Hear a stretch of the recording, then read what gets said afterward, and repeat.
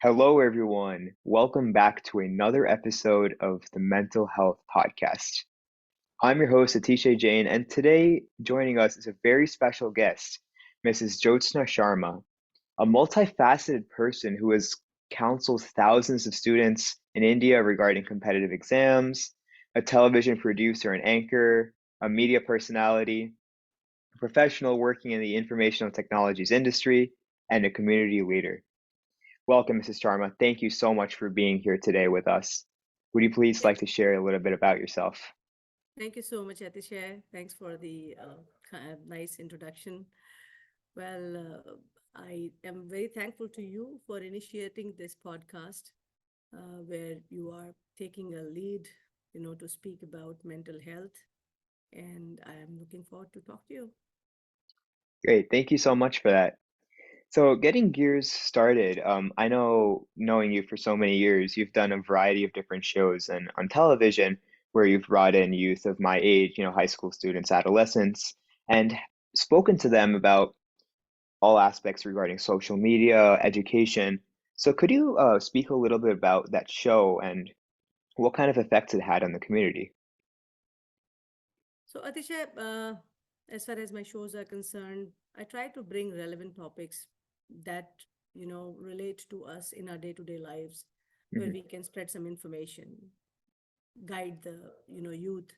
Of course, when I of course you were also part of one of the shows. We had discussion. We discuss about different topics that range from the work life balance in the lives of students who are aspiring for competitive exams, or otherwise also high school students, basically college going students.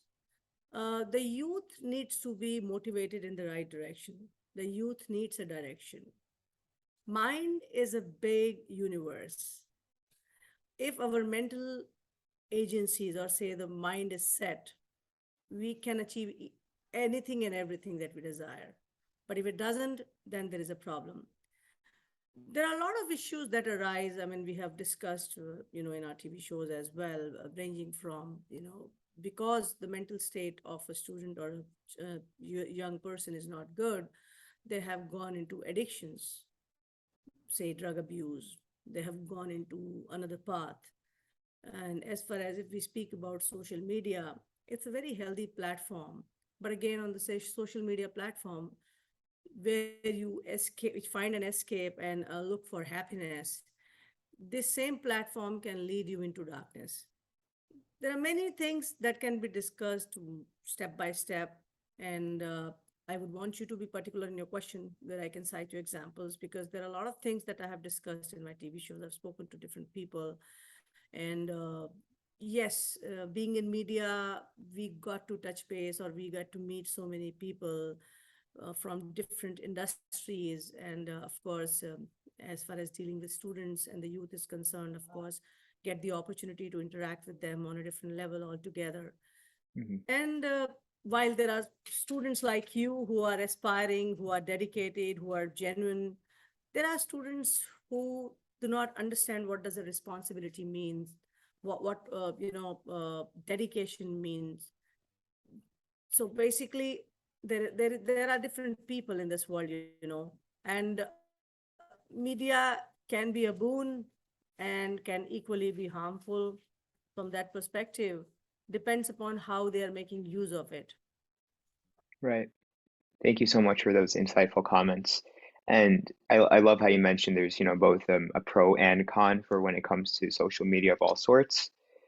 And what I found interesting was you said the youth nowadays needs a sort of direction, right? What happens if a youth is just so burned out, or adolescents are just so burned out with their academics, extracurriculars, or other external factors, and then that leads to their like mental health deterioration? What would you say to adolescents who want to find a purpose when it comes to education or, their life in general? So first, let's talk about your youth. You know, as a child develops into an adolescent and heads towards youth, he or she is already exploring a lot of things in his life, in their life, basically. And during this exploration, if they are not handheld or say guided properly by their elders, guardians, and parents, they sure can go in a wrong direction. While we give open access to students or say children to access their laptops, internet basically, if we speak about social media, their phones and everything. Whereas they find an escape and find happiness, at the same time, there are chances they get into wrong groups. They get into a wrong company, a virtual friend whom they have never met, a person who can misguide them and they wouldn't know. And not just that, a person who can invade their privacy. Cybersecurity is a big threat. They don't even know. And they are scapegoat. Thousands and thousands of students become scapegoat of this cybersecurity. They put their whole houses, homes security at risk just Mhm. because they are having some fun playing some odd games on computer. You understand? There's so many games. We will go on to the games also, but let's start one by one where what the problem is.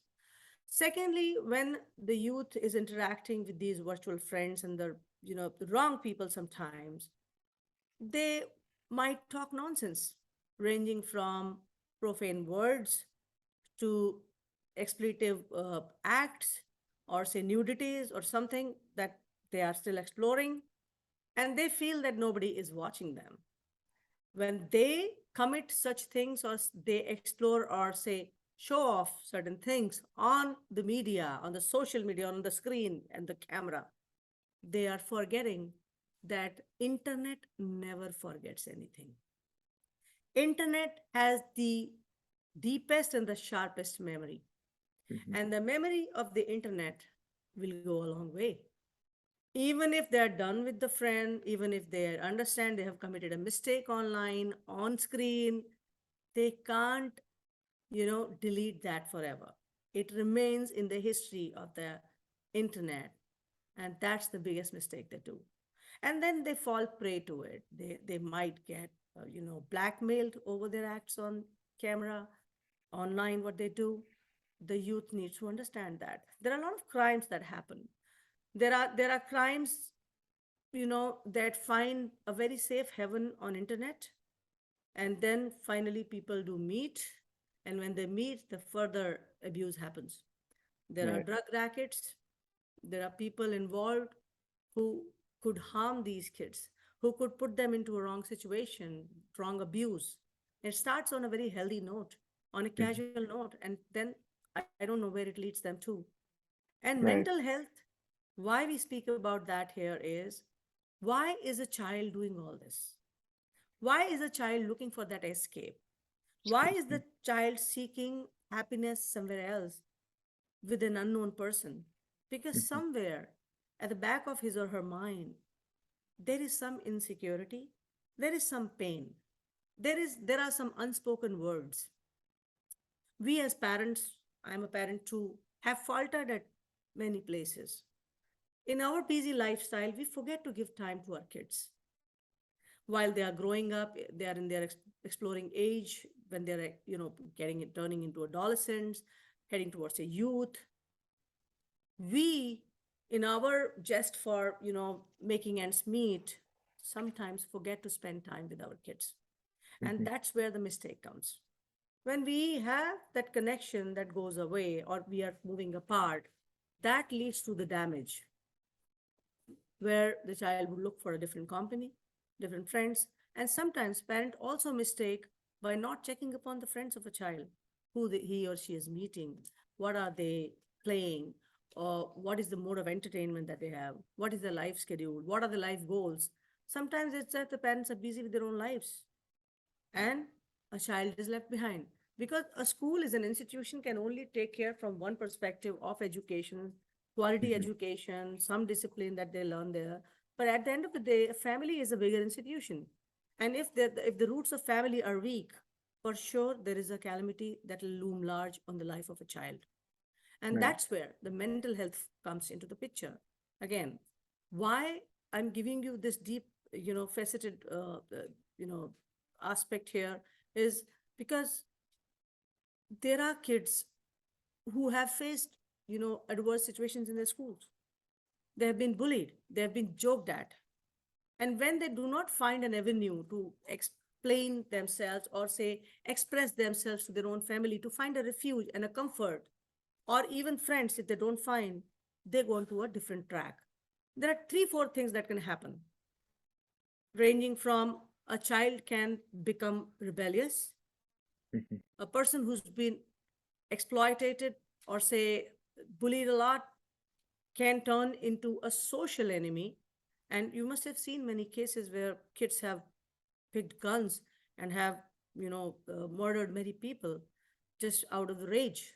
There is no sense otherwise, right? Then, uh, these kind of kids can fall prey to the abuse, as I speak about, can vary from drug abuse to sexual abuses. Right. So this is again a part of mental health. And now I'll come to the main part of competitive world Hmm. and the stress and the trauma that the students face altogether when they are into that. They're very sincere committed students, they don't want to bother about all the nonsense that goes about. They don't want to be addicted to wrong things. They're very focused, but even then in them mental health plays a very important role. And if Right. the mental health is not right, they can lead into extreme failures. Right. Why would I speak about that is because of my experience back from India, where I have counseled more than almost 200,000 students who were Wow. aspiring for competitive exams. For sure. And then I think I can speak to that the second part, when it comes to like that competitiveness. As you adolescents, you mainly the viewers watching this, grow up older into high school and college, the competitive field of just gets so much worse. And that can sometimes lead to, making bad decisions when it comes to school, just for the betterment of your mental health. But what I encourage everyone to do is really reach out for help. Schools are faceted with tutors and even external organizations, and they're just willing to help you when it comes to that. And even when it comes to neglect or family factors which may be affecting your mental health, there are also like external organizations you can reach out to, counselors, or even your school teachers for that matter, if you have formed a close relationship with them. You're very correct. In fact, because we understand how dynamic the lifestyle is here in the United States of America and worldwide is changing, the trend is changing. Hmm. While the parents and the guardians are busy, of course, school comes as a major authority, takes Right. care of the kids, and then the government, the authorities are taking good care in arranging for the right kind of counselors, teachers to support the students to excel in their field. And even if they're lagging behind, the school system gives that support. So yes, but then all begins when the child has the urge to get into the better shape. Right. You have to be willing to seek help. So the first and foremost thing for keeping your mental health intact is you should be willing to understand your own self. And if Definitely. you seek help, you should seek help. And I understand that mental health itself, there is a taboo attached. For sure. And we Yeah. speak about mental health. I don't know why people consider mental health as a different kind of ailment altogether and attach a taboo, whereas it is just like another unusual, happening with the body as we have something with our digestive system, with our bones. So is the mind. And Right. if it needs help, it needs help. What's the problem? Why is the taboo attached? Exactly. So, and one more thing is, while we speak about each and everything to kids as parents or as the school authority, it becomes very important to reinforce this value that mental health is as generic as the physical bodily health Physical. is, Right. and it should be given equal value without a taboo. Because this is a mindset, I think, as we have socialized over the ages, it hasn't, it has cemented in a different way, and Right. we need to bring the change from the grassroots level now. Then only the value would be understood. I have seen hundreds of students undergoing stress. Stress is part of that health, mental health, and that stress can further convert into either anxiety or depression or any other disorder as well. So if it's not taken care at the elementary level, right in the beginning, it could be a disaster for the life of a child. For sure. And then I know a lot of schools are equipped with some sort of like health classes where they teach students like, signs of suicide or mental health awareness. But I agree, I think there's still a taboo attached to it. And speaking from a first generation American myself, I know that our relatives or, other people like us are like attached to that taboo or that stigma behind mental health. And it's really important to come out of that taboo and realize that no, there are so many factors that can play into a child's mental health, and it may be deteriorating if they're not eating as much, if they're not willing to do their activities, go to the activities, if it's not willing to hang out with friends. These are all signs of depression or and even further, suicidal thoughts. 100%. Right. Any So unusual behavior amounts to introspecting, exactly. introspection. We have Exactly. to ask. Somebody should be there to ask about. I mean, Hmm. the first and foremost thing that a person who's suffering from mental disorder or say any kind of stress is help. And that help he or she seeks in a form that if somebody can reach out to them and talk to them. If that element of talking is missing, they, go into an isolation, self Exactly. isolation, basically. So it's very good, when the school authorities do take care of the child, the teachers do send a note if the child has not been interacting well or something unusual is happening, the performance is going down. So there are signs. And even at home, there are students whom you have seen the parents say that, of course, during the COVID time, it was very bad, that a child usually spent time in their own room. Hmm. They wouldn't come out of the room. And even without doing anything, they would report that they were tired. Right. And it is a very unusual thing to think that a child who hasn't done any physical activity how can they be tired, basically. So again, why are they tired? Because while their body was at rest, their mind was working a lot Right. and they stressed it out, they burnt it out. And They the don't impact came on their body, and that's how they got tired. exactly, and they don't give the mind the rest that it needs. And they'll So be on phone, they'll be on screen, they'll be talking, they'll be watching some nonsense stuff. I'm so sorry, not exactly, but most of the times. And I mean, when the whole body moves, there is a different kind of exercise that happens in the body. The right. whole circulation of blood is evenly distributed. Whereas when you're just lying down, or say, even if sitting and not moving, it's just the mind. The circulation of blood is going to play bad. It's not going to be in the right direction, and it's definitely going to hamper your health. Definitely. Thank you so much for all those insightful comments.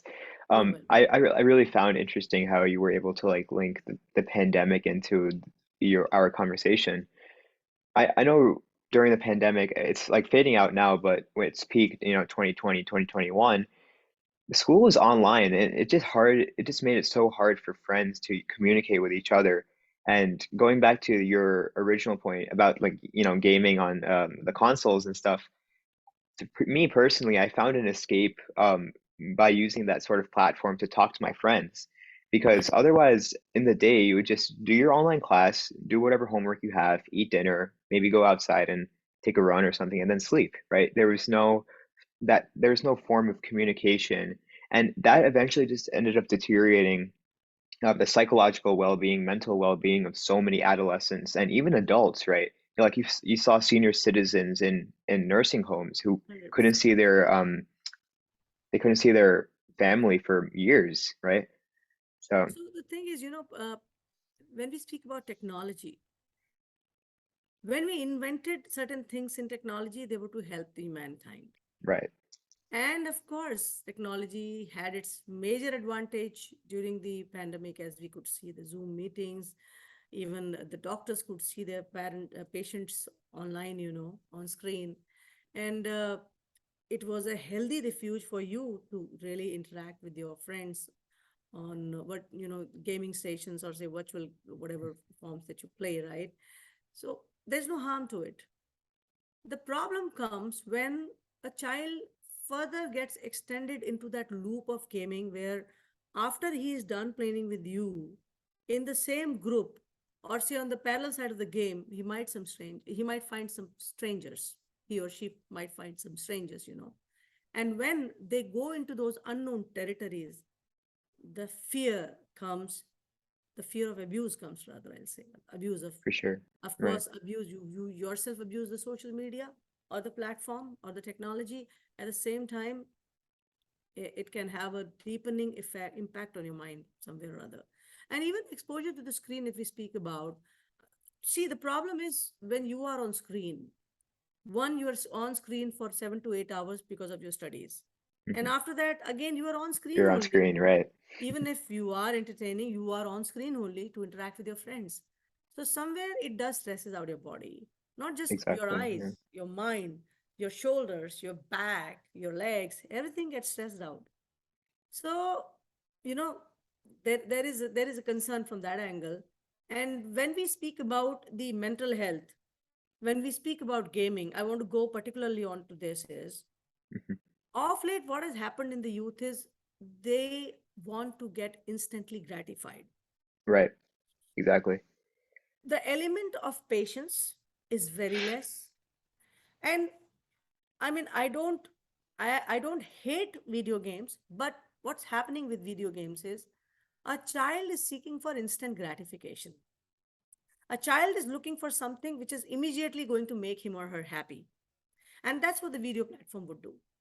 And because they seem to get everything done in seconds, in the fraction of seconds rather, you know, they feel life itself is so easy.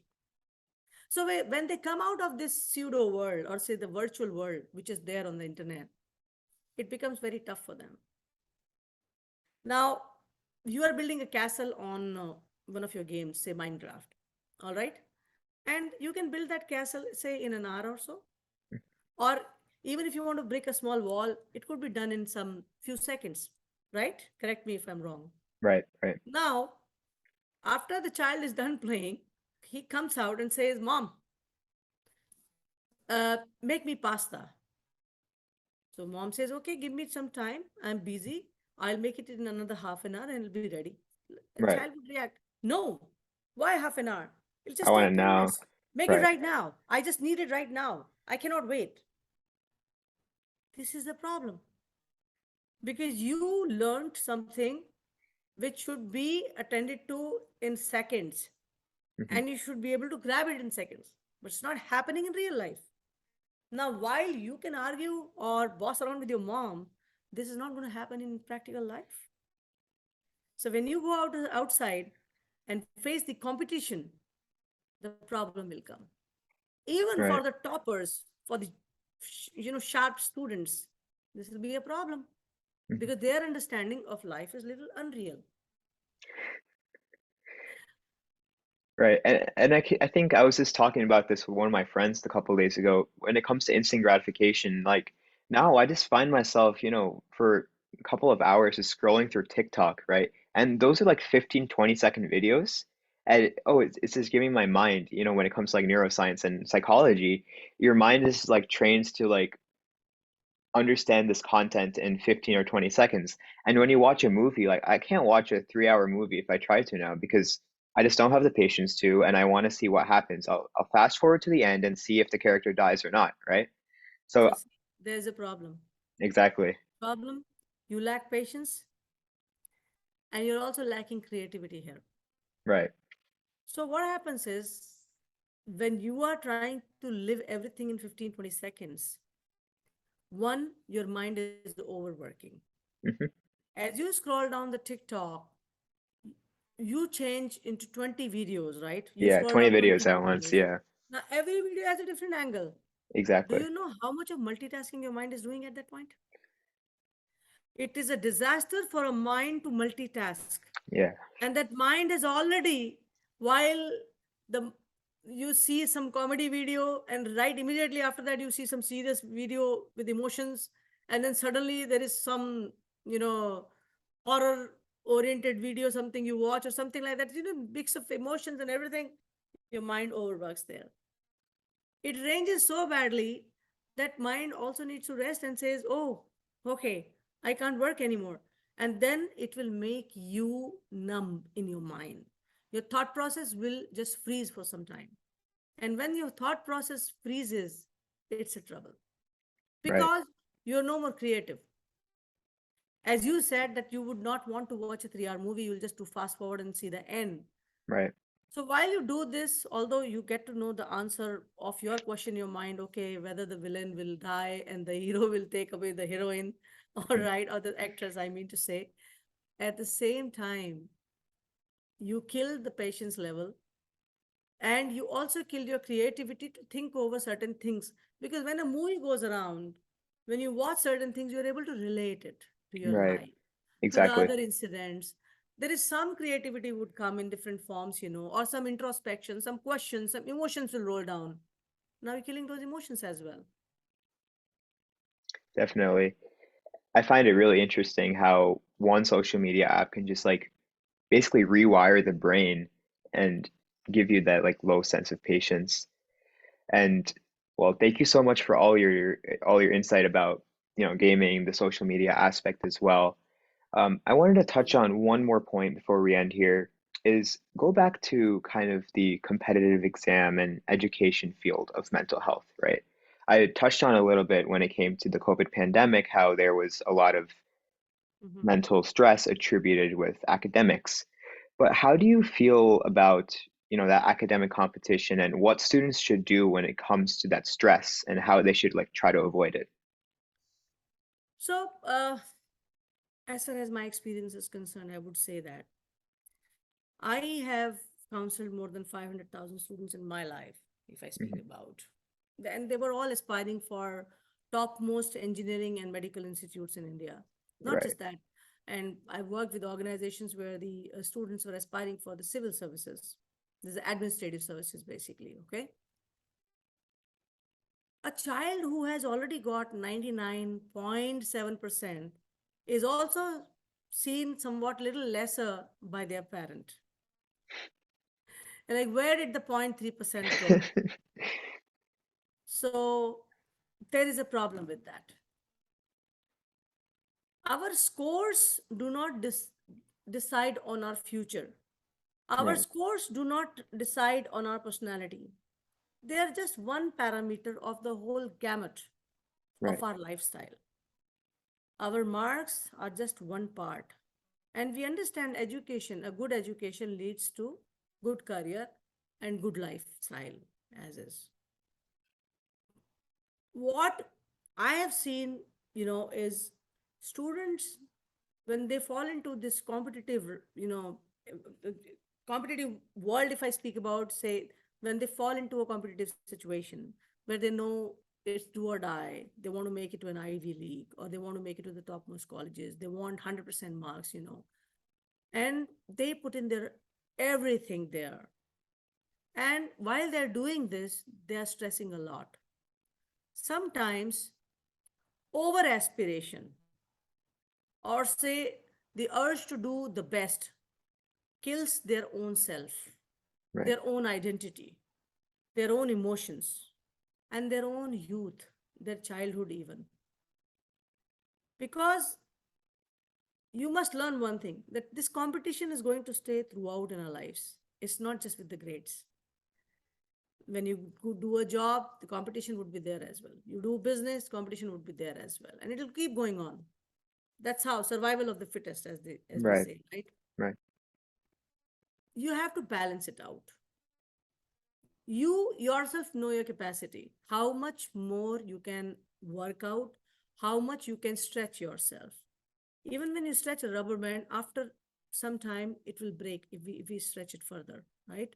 Similarly, if you stretch yourself too much with your mind and your body, it will break down. And when it breaks down, then the disaster happens. right, It so happens sometimes a child would study non-stop for 16 to 17 hours. It's not healthy. Their aspiration is to secure full marks in the exam, but even after 17, 18 hours of study, sometimes the student doesn't get 100% marks. So what went wrong? And I used to speak about this to the students.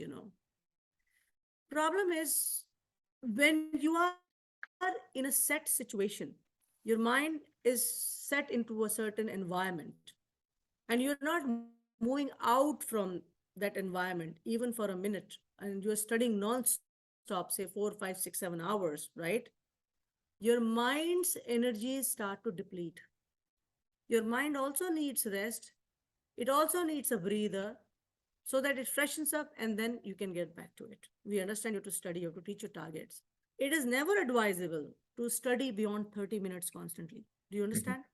Not even that, not just study. Anybody who's working also, professionals, if you're on a system, computer, after 30 minutes, it becomes mandatory for you to just get up. Hmm.